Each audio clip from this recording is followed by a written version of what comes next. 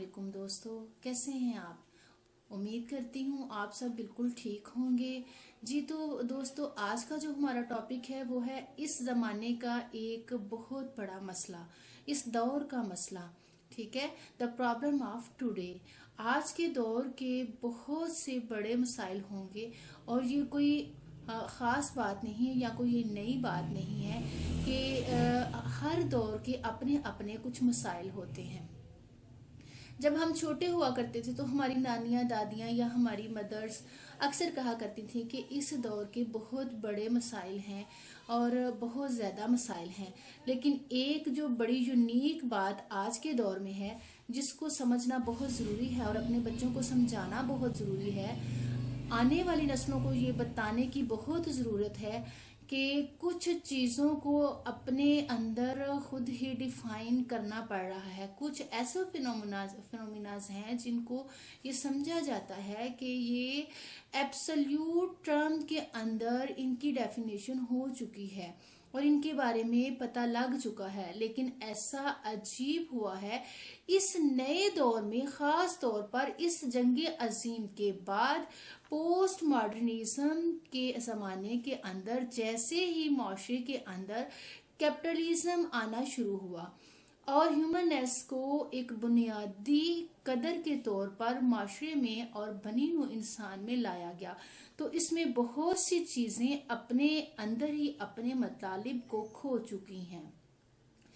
نئی چیزوں کے نئے معنی ڈیفائن کرنے باقی ہیں۔ ان میں سے ایک بہت بڑی چیز ہے رشتہ، تعلق، کسی کے ساتھ ریلیشن۔ اگر آپ مجھے کہیں کہ میں ان نئی چیزوں کی لسٹیں بناؤں تو سب سے ٹاپ پہ جو لسٹ ہوگی، ان لسٹوں میں سے جو سب سے ٹاپ پہ جو پرابلم میں رکھوں گی وہ ہے جی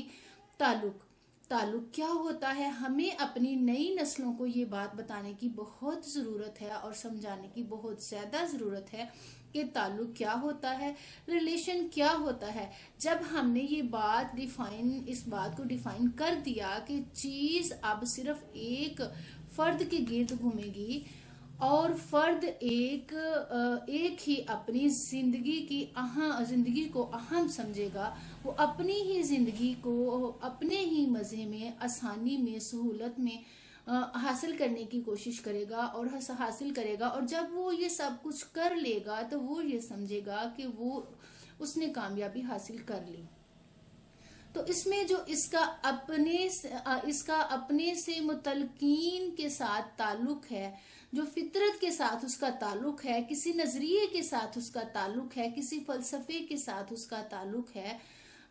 سب سے بڑھ کر اس ذات کے ساتھ اس کا تعلق ہے جس نے اسے پیدا کیا ہے، وہ کمزور ہو گیا ہوگا اور ہو چکا ہے، اور یہ تعلق اپنی ڈیفینیشن کھو بیٹھے ہیں۔ ایسے لفظ جن کے اندر مطالب ہی موجود نہ ہو، جن کا اپنا کوئی معنی ہی نہ ہو، پتہ ہی نہ ہو، یہ بات آپ کو پتہ ہی نہ ہو کہ ان کی کیا میننگز ہیں، کیا معنی ہیں۔ میں نہیں سمجھتی کہ میں یہ بات آپ کو سمجھانے میں کتنی کامیاب ہوئی ہوں یا نہیں ہوئی ہوں۔ انسان اب اور اس دور میں ایسا ہو گیا ہے کہ اس کے نزدیک سروائیول، اپنی فزیکل ضرورت اور اپنی گروتھ، یہ ہی اس کا دار و مدار بن کے رہ گیا ہے، لیکن تعلق کا جو تقاضا ہے وہ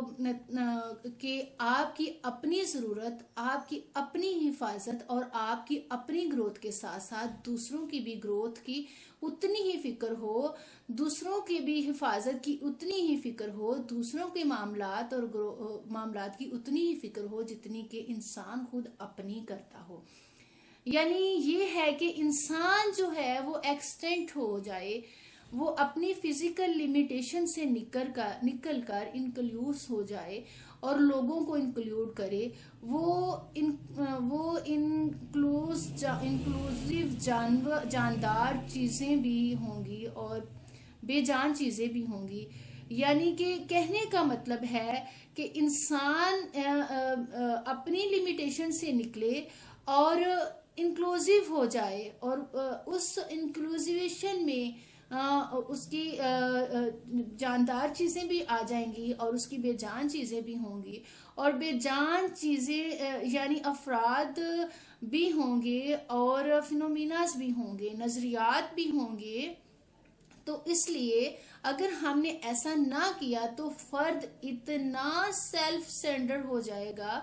اتنا خود غرض ہو جائے گا کہ اس دنیا کے اندر وہ محبت جو اس کے بننے اور اس کے قائم رکھنے کے لیے ایک بنیادی عنصر تھا وہ غائب ہو جائے گا۔ ایک بنیادی